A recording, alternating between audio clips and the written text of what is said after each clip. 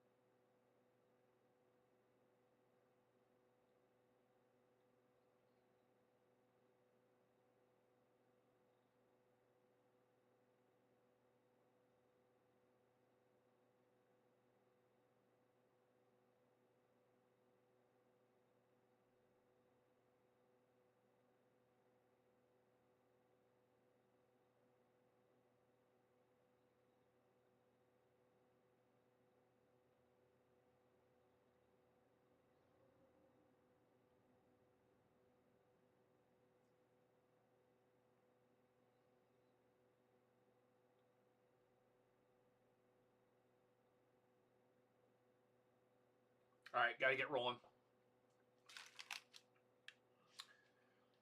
All right, so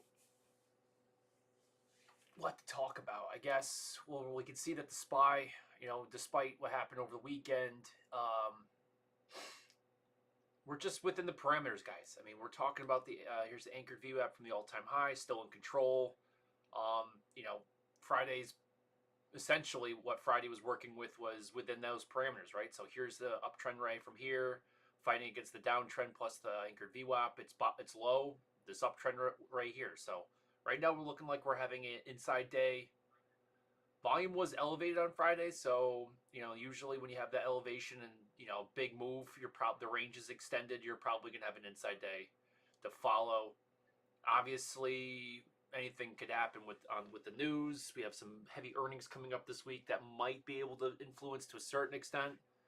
But right now, just being patient. It's a Monday morning. You're always going to look for that flip around that 10:30, 11. So whatever happens in the morning, unless there's just crazy amount of volume or some sort of headline comes in, we're just going to wait for that 10:30, 11 to make any moves in terms of portfolios. Could have some plenty of trading opportunities near the bell, but I would probably look to possibly the upside in terms of tech or anything that got a little bit beaten down on Friday. For our purposes, let's go to the Qs real quick just to check how they're looking. About the same. We do have a cleaner uptrend rate coming from here, though. Started. You can see that. Is there anything from the... not really, though, because you can come off here, but I don't think that's... I mean, I'll draw this in, but I don't think that's... Yeah, so there's a little bit more of an acceleration off that bottom here. We still have plenty of space to the downside on all these, on all the indexes right now. Relatively, everything's overpriced. Question is it overpriced for 5 years? Maybe not. So everybody's just like, we're just looking ahead. We're looking ahead, because we're still reporting growth in a lot of major sectors. Tech is the future, right? Tech has been the future for so long. That's why we are not going to ever probably have a down market for longer than a year or two ever again. Just because, hey, tech is accelerating at such a fast pace. Previous cycles are being condensed because whenever there's a slowdown, people don't realize there's another way to get growth in tech. The emergence of AI, robotics, all those things, companies are going to be able to report extensive growth in less than a decade because they're going to automate so much. And whenever they need to, they will automate.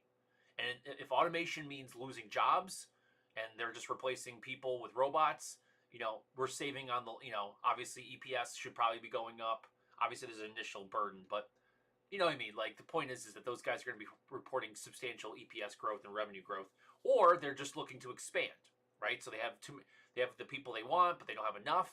They can't hire enough people. They're going to go to robotics, expand that way, et cetera, et cetera, et cetera. Easily be able to expand their markets, all those things, right?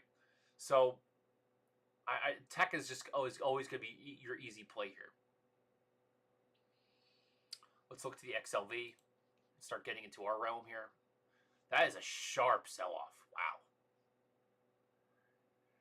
I think healthcare, especially XLV, XBI, anything speculative, you're going to have issues when the Fed is not talking about messing with those rates yet. So that's kind of been what I believe this has been about. I mean, it's been a pretty bad technical setup lately, but we could definitely the level of sell-off and the abrupt move is, I would assume, is mostly, well, I would attribute to rates.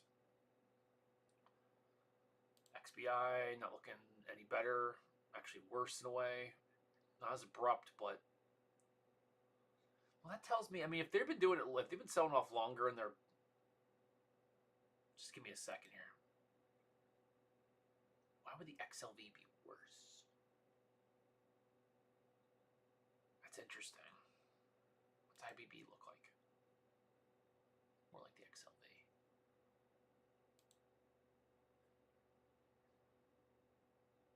Yeah, it's mostly well, because the rates would yeah. So the rates were looking okay. Sorry. IYH is another one we should look at real quick.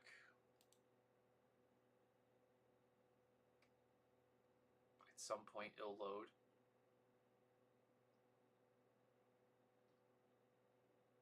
Okay, so that's XLV. But notice this one's coming right down onto its anchored VWAP here. That's interesting. Let's go back. Do I have one in there for the XLV? Let's take a look, guys. Yeah, I don't, but let's do it. All right, I gotta zoom in.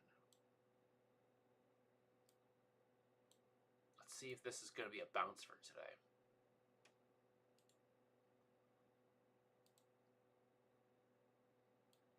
And close.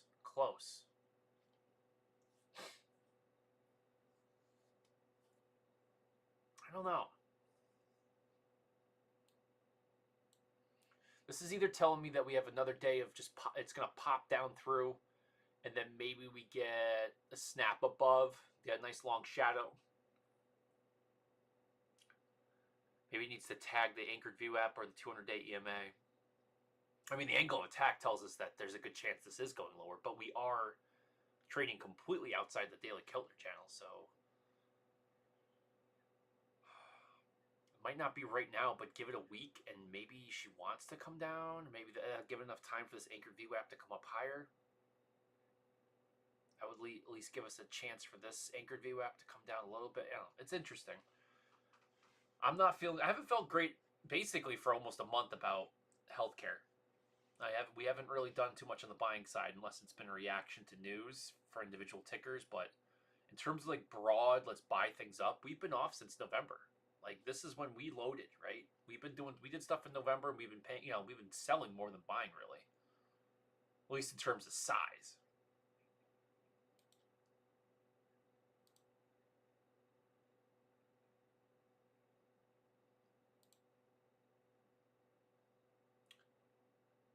What are you doing here? Oh, wow, that's not good.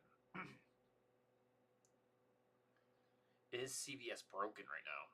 Oh, boy.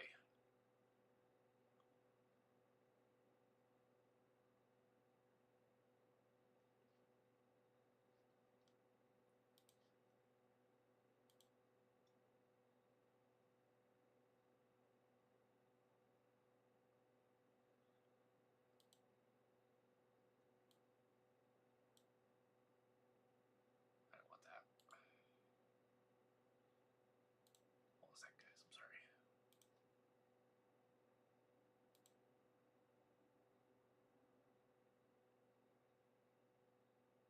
Yeah, that is legit. Look at that. She's touching there, so one, not just the origin, but one right after that, the next day. So what was that? September 8th, November, Friday.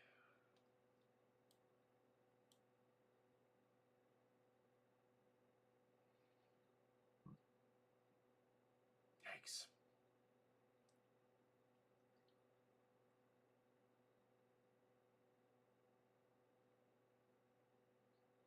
I'm still I mean, There's these two guys. I mean, not Bayer right now, but CVS is definitely still my. I think them and Pfizer are my two biggest opportunities.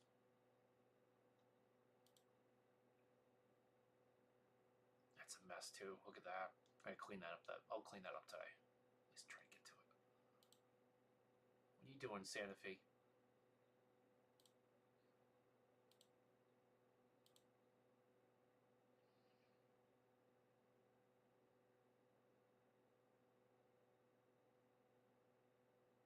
Nice bounce. NK cell engagers. That might. Let's see how that's doing. Come on. There we go.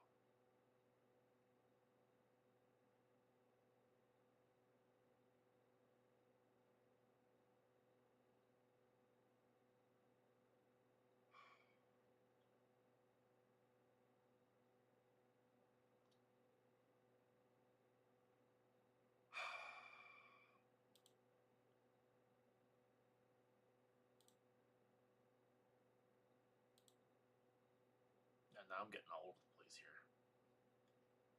EBS is getting close to being squeezed. Where's she at today? Real tight. So keep an eye on EBS for a potential squeeze, and then we can possibly add here. And then if she gets above this anchored VWAP and then breaks this trend, she's got a gap all the way up to 200. There's a little bit of volume in there. So, and then above that, I mean, yeah, she's got a chunk right here that she'll probably have to deal with for the near term. Which, you know, sitting right here. So, yeah, she's got a battle around between basically 3 and 450, right? But the question is like, what seller is like, I mean, you'll have some people who accumulate something down here, but what seller's getting in the way here? Got bullish divergence going. I mean, the monthly's starting to rise up a little bit. I think the RSI might finally give it a bounce here, right? Oh, she's got some space there. She's got some space to drop before that RSI really kicks in. 1, 2, 3. So you can see that there's that little bit of a tag here, the shadow. So that's, if she drops down through, that's where you can look, and you might be able to get a bounce off that RSI, which will be enough of a bounce maybe to break this sucker. So be patient here. Maybe she does squeeze out today, and she would have to hold it for a day or so. So maybe Wednesday you can take a look if she does, unless there's a crazy pop in volume.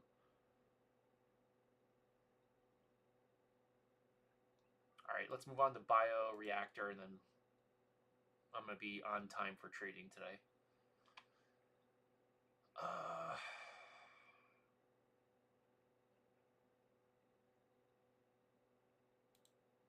Davita, what are you doing?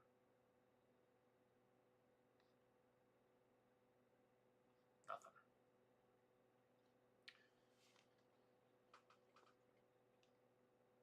All right, I'm going to leave it there, guys. I mean, honestly, it's my overall outlook right now is just be patient. Probably looks like healthy dividends if there's anybody that's in here that we should really be looking at. I mean, the guys who've been doing well, that have been recovering from, that got beat down 2 years ago, are recovering, right? The only ones that are really hurting right now are that have been long time beatdowns right now would probably be CVS and Pfizer. OGN getting a little bit of recovery here. Just the algos. It's, you know, nobody's. It's like they break it, right? And there's enough. They've shifted enough to be oversold, a little bit of bullish. You know, fundamentals are showing a rise in intrinsic values that, you know, the market can no longer ignore, especially with the healthy dividends. You got obviously the dividend support. These guys, what was it, like 6-7% at one point for freaking their yield? You know, like, we got aggressive with that because, hey, like, why are you going to sit here? Do you think these guys pulling cash? There's no reason for them to cut their dividend. They're not struggling. They're reporting growth for the most part. Yeah, so you just, it's such a young ticker that they haven't established the parameters yet. So as algos fight to figure out where they want to go with it, you can, as a human, can enjoy where they take it way, way too far.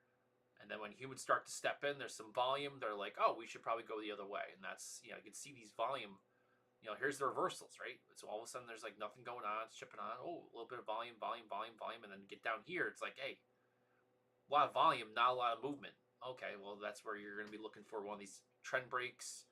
You can see it busts out, retests it twice, higher low set in. Okay, algos are like, we're going this way now. So that's how it works. It's all video games. Just deal with it. All right, we're going to end it there. Again, probably going to be looking at healthy dividends for any potential buys.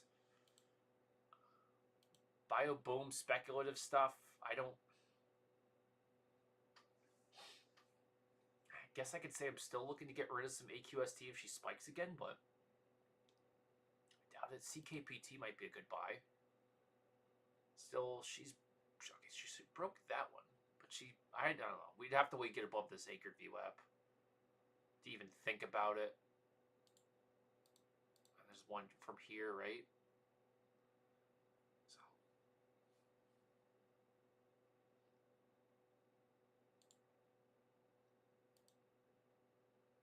yeah, we got a ways to go here.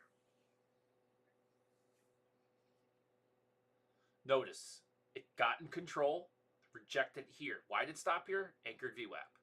Here's the downtrend that can control the direction, the rate of descent.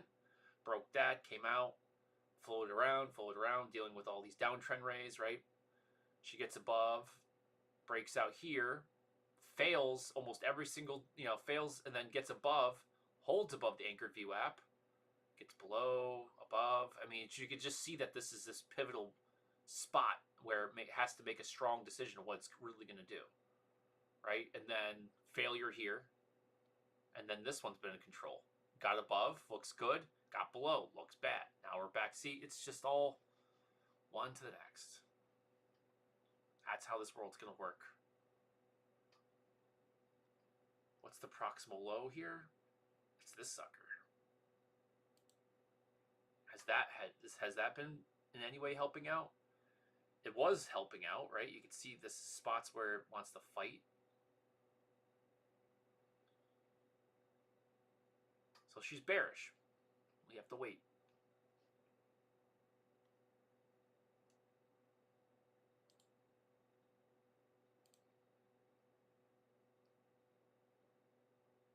Yeah, she's not even in between yet, so we hold off.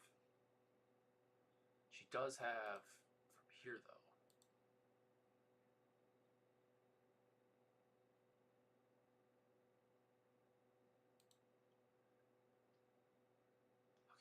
Anyway, now I'm going to go.